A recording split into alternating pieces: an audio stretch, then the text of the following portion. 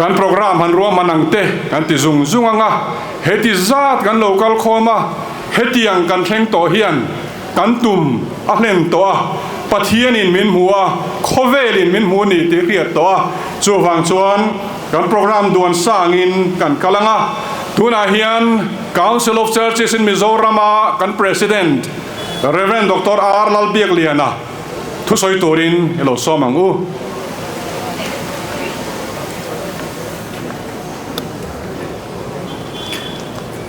when a local kawngzawh te chibai kalobuk acheu India sarkar chuan FCRA Amendment Bill hi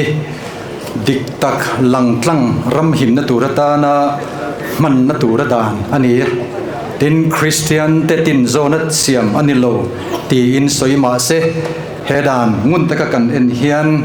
achunga hian dan lawm tak Christian tele minorities te kan o nge na tur dan a omani chung ang dan langsar zual tlem te chu lo enta ilangin pakhat na chuanin bungrua asset and property min chu sak theina dan ta hian a omani FCRA license ti to pe mo ti thar ani lo chuan kan bungrua foreign fund le kan tual chung suma kan le kan sak entirnan school hospital building motor ambulances te chu sak theina dan hi wena hian kan du lo ema chuba ka chuan he dan hi man tan ani atangin ni mai lovin kum tam tak kalta a kan thil nei le kan thil lo ti to te po chu sak theina retrospective effect ani dona wangin he bill hi kan du lo ani chapter 3a a hianin dan thar liu anon zia lu auma chu thu nei to be designated authority turin aron zia ka he designated authority hian thu anei hle dona code phal na le hriat puina tel lo poin Kohhran le NGO te bungrua le ram te po chu sakin a hal thei don ani chuba ka Kohhran le NGO license sing ni chuang alo cancel sakto te thil nei te bungrua te ram le sum a hen sak zong te po he designated authority kuta hian da ani don wangin an him lova chan vik theina aumbok ani tin foreign fund hi sa khodanga in le tina mantur ani lo ti ania he adik reng nimasle he dan hi man sual thei tak ani dona tin chuba ka chuanin kan rong bol na tam tak runpui na le chom dol na education kaltlang te healthcare kaltlang te relief kaltlang te a kan rong bol na kan tho mek teng te hi chutianga sa khodanga in le tir na nan mang tia min pu mo a min o tir na turin fing tak le rem the tak le thiam takin he dan hi siam ani pokani tin chuba ka chuanin he dan hian kan constitution akala kan constitution article 300a kan en chuan midin hena bungrua nei le kol theina dan min pe a he bil thar hian chu akal tlatawangin India dan pui bo chiat na chiang tak ani wangin hei hi kan do dal ani he dan hi abikin Christian ten kan tuar hle don bil thar hi man alo ni chuan India rama nam le sa khotlem zo minorities te NGO rang ten har sanan men lo kan tok don tuna FCRA license nei zong zinga 12% chau hi Christian te ta nima sela foreign fund 80% hi Christian te kuta omle enkol ani wangin chung zong chu Christian te kuta omani wangin nasatakin kan tuar don ani when I hear lalpa mi lo pung khom te u Bible kan en chuan Daniel le athian ten milem chibai book vector ti chu zom du lovin an do dala lal thin lung an lo ti dang lam to a Esther le Judafa te po khan lal thu pe do dalin thu pe thar an lo chho tir to ani kha America rama mana khan America Pastor Martin Luther King Jr. le athian ten Washington khopuya America rama civil right aum theina turin kawngzawh ro pui an lo huai hota mi nuai ni le singa an kal khoma chung te thil ti awang chuan America rama civil right alo om pha ta ani voina mi pui hetisa local khom thinlung mun khat pu a local khom te hian FCRA Amendment Bill sang ni som ni le paruk du lo na kan lan tir le kan do dal na hi lalpa kan pathian hian min riat pui nge yang ti karing ani Mizorama khipui na tak lo theng tur kan tong trai na wanga lalpan kan ram min hel tir te kha voina hian I he chuak thar le ang u Jehoshapatan ati ngai na reng kan shalo ilam kan lo hoi mai ani hi ati ang le miaw le ka chang ang che tia min tiam tu kan pathian lama kan tong trai chuan min chang ngei ton ani lalpa chu fakin nomro se today I stand here on behalf of the Council of Churches in Mizoram and all the people who have gathered together here. I strongly appeal to the central government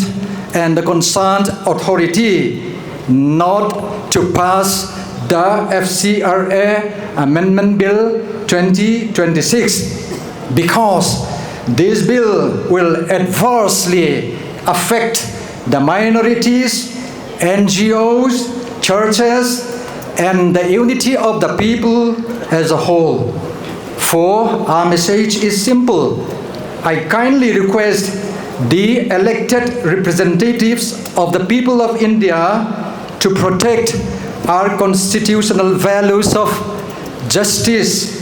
liberty, equality, and secularism. Thank you. Kalome.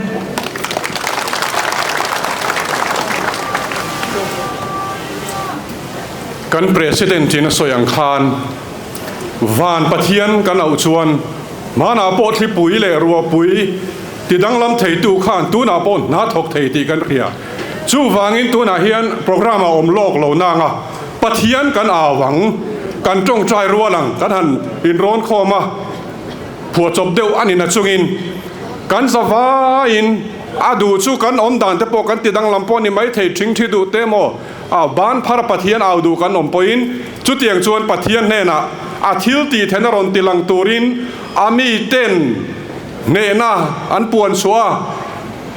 lali suwa Krista hilalani ti alolan thena turin tuna hian kan tong trai rualanga tin dan siam tu te po mi suale an chedong ngota cholovin I suwa Krista thil ti thena muwa a chan dam nan mu thena turin thanem ngai takin mangai na ril runen kan tong trai don nia pathian kan awanga rei tak tong trai kan lem lovin atop na ro chu Reverend Dr. Vialoi Khan Lein min siam sak don nia tuna kan zawain pathian ma ko ni lo tong trai u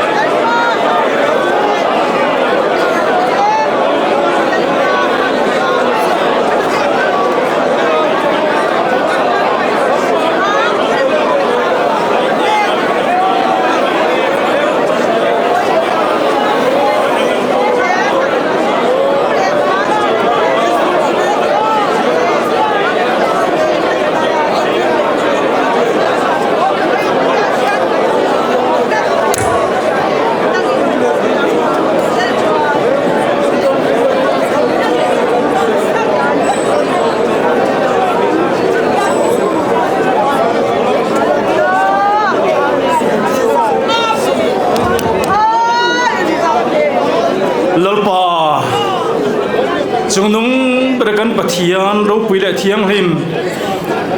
mangan ni chuan mi aula ka chang che thil ro pui le in thup hian ngai lo te ken ti rang che ti tu kan pathian voina hi ni mi te mangang in ni ma kan lo kala ti salama kan ne lo tur te ma lalpa itran pui na pe sin ma kan lo ku ne lalpa ti sa thila chuan India ram sarkar ro pui taro rel kholte anin rel bol nen dan siama hian nam nu fual zok te nam tlem zok le sa khotlem zok ta big tan Christian te tan kan ne lo tur dan sakei tu na hin kan machon me kan ni chung ta silal pa ke nin voina hin kan dulo unlan tira ni sen san noi helai kan lo bun khom mai bagiti thei kan nei lo ve amaro silal pa nang kan nei chia phar tlem te thom ro pui tak angalan tira ne ro pui en chan tin na kha nang ma wang ni ti kan na khereng voina hin mi te mangang au o hilal pa India ram sarkar ngorung ging tham turin nang in mal som la thil ro pui le in thup kan khiat ngai lo le kan be sei phak lo min mu tir la ne na chanang ma ta ni zia ro pui te ran puang chuak la lalpa imi ta zinga hian rin tlak pathian ni zia fia zok in ron tir zelang che kan lalpa du tak isu Krista mingin kan dil che amen ole kan khiat angin lal ru pui kan nei chuan kan zam lo tuna kan ngai thla kang khan tuna pathian fangna hla sa turin one in Christ ilo somang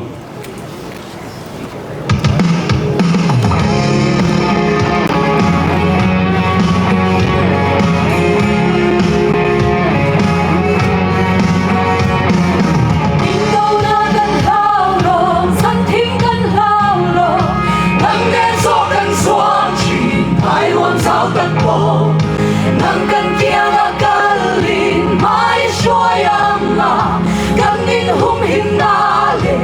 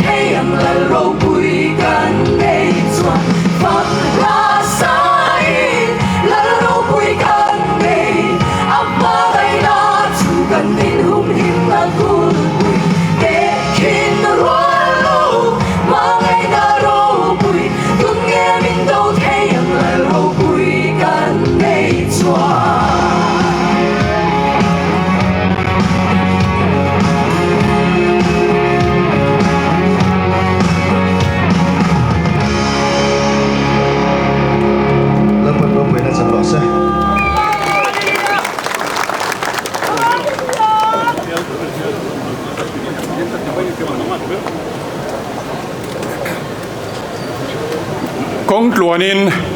kan awa helai muna ahu howin kan lo aw ho lo mai chu wang chuan tu na hian ahu howin konga kan kal lai kan aw la kha kan aw pui le don ani FCRA Amendment Bill hian yangang hian pom chia kan ngai lo tilang FCRA Amendment Bill hian yang hian pom chia kan ngai lo sa khozale na dan kan nei lai kal zonga dan siam hi ring zokin sa khozale na dan kan nei lai kal zonga dan siam hi sut le ro se ti to ni kha bung rua in chu sak theina dan thar siam hi sut le ro se bung rua in chu sak theina dan thar siam hi sut le ro se alom ome ade to na chuan at top lam kan lo nai do na nga tilangin lom thu soina le report pe turin kan som hal mai nga Reverend Dr. Reverend Dr. Lal mangaya CCM kan General Secretary te hi mani loka Home Minister muin anzukala suta anzukala an mudan le anin piak dan te po chu report tlen te han petel selangin tin lom thu soi ngal turin lo som hang Reverend Dr. Lal mangaya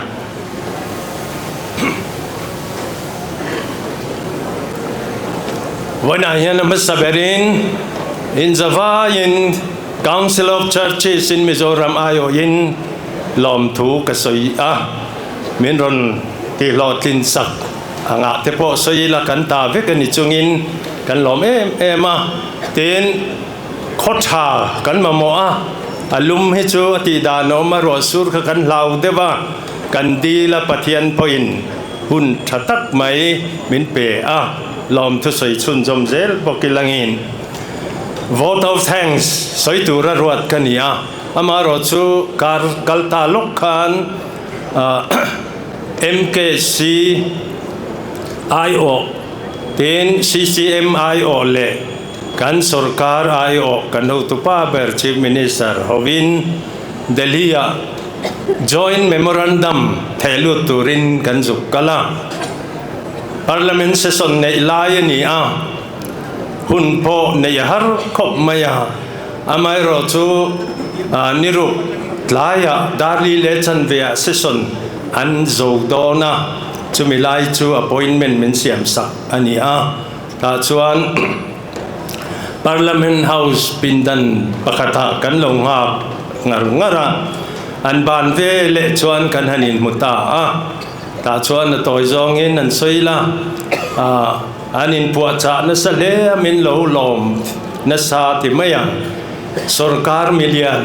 chan vo poi mo tak central sarkar a po a ho tu lok kha mi som don lai an lo thua dan lam thiam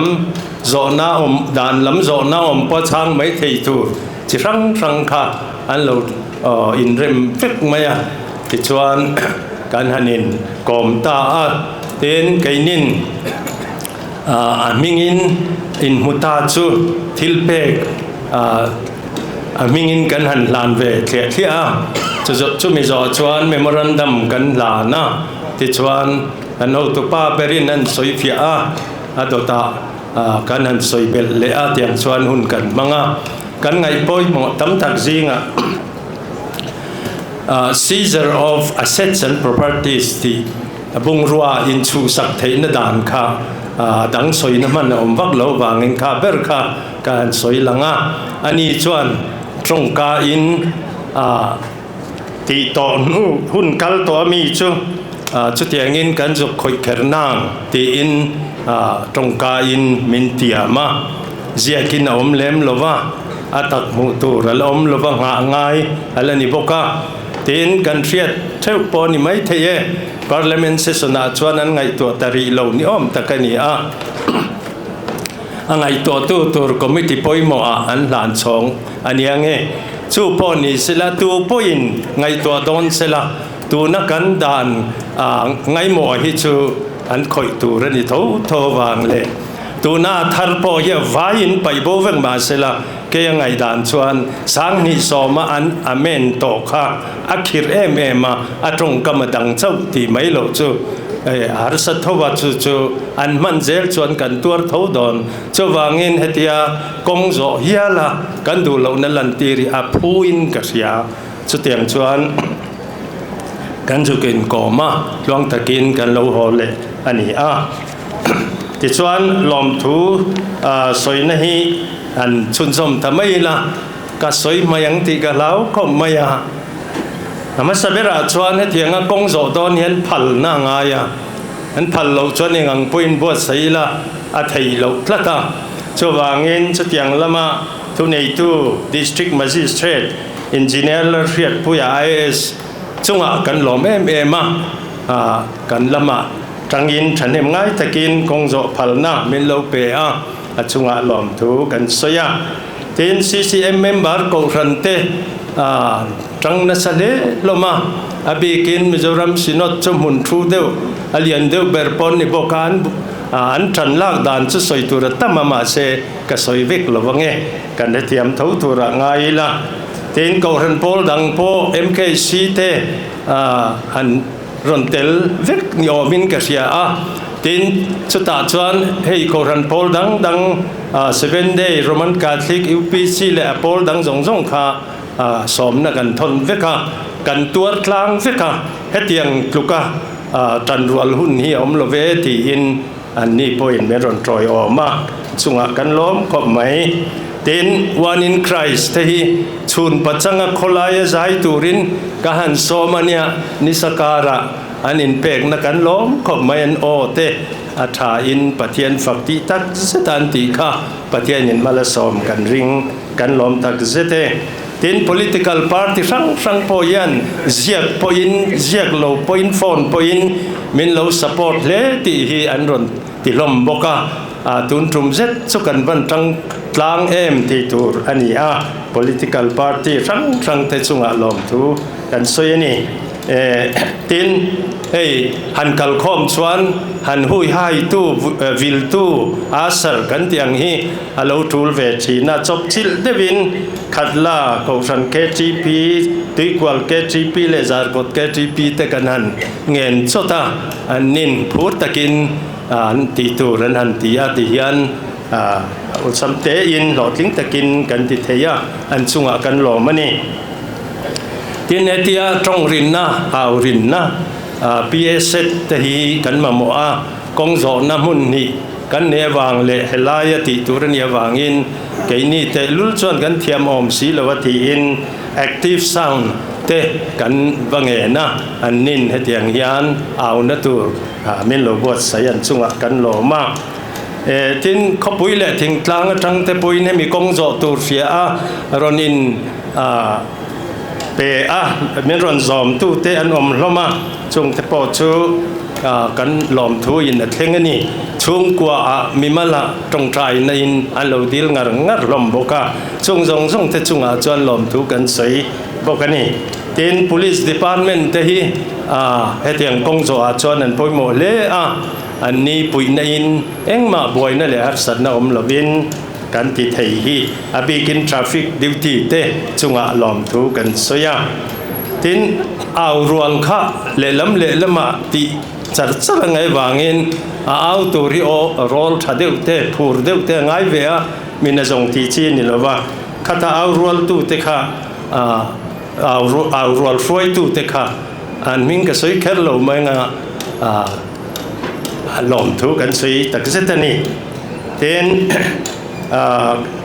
hetiang hian kan han trăng ho mek lai hian state danga po kan thom ria in abikin NEICC Northeast India Christian Council te po in min phur pui zia le min troi om min thop na thu ziak mevin an ron thon bok ani wana hian khatiang khan soi tur tam tak al om zel theyanga soi om tak soi lawa om mai theya kan ti fel lo lai po om nge yanga kan claim sia ke ni CCM chu pali chau kan ne han chet ngai nei om mang lawa min tran pui na sa lom thu soi na tur mai om rumang ti kan ring chung chu ti om tak ti lo te soi om tak soi lo te alo om mani poin thiat ring tla ka ni don lo wangin min thei ngil sak lo ula kan lom khopang ti chuan hetia kal khom ta ka chuan press statement kan ti kan kal khoma thu te ma zong han zia ka han chiar hi ti thin ani ve boka saprungin han zia ka kan chiaranga. We, the people of Mizoram, gathered together here today to express our wish that every citizen of our country enjoys his or her fundamental rights enshrined in the Constitution of India, and that whoever does the revision work of the FCRA Amendment Bill 2026 should rectify the sections, especially seizure of assets and designated authority, so that the bill may do justice to every section of our Indian society. Thì in kan zia ka kan lo zia ngot min trom pui lo tu mayang ti te kan lao de ma se khatyang khan kan zawaya kan o thui khom na thu ani chu kan ho me.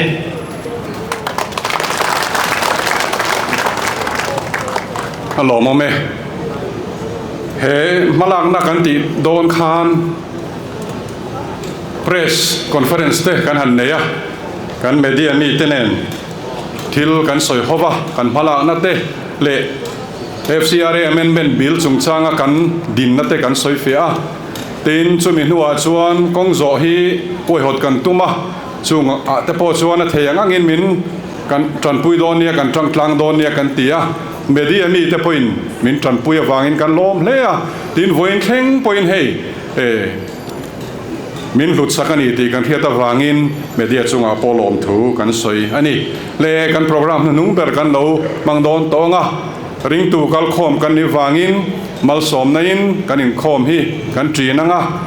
a thei kan dinganga Reverend Joseph koma chauza mal som na min trin turin kan some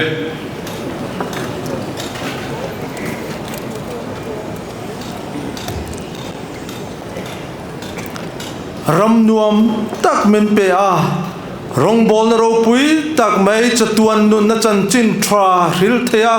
min siam tu kan pathian chu fakinom ro se Persia nam tlem te mga Babylon nem tu kan pathian ngai chuan voina hian kawngzawh aram zauna na dip dal tu dulawa ring tu lo pung khom zong tane na hian aram chu tharinol khengzel ro se tuna hian pa pathian mangai date afapa laliswa Krista khongai date atharau thiang lim ompui na le kai shroi na dom tak chu hetilaya kawngzawh lo pung khom le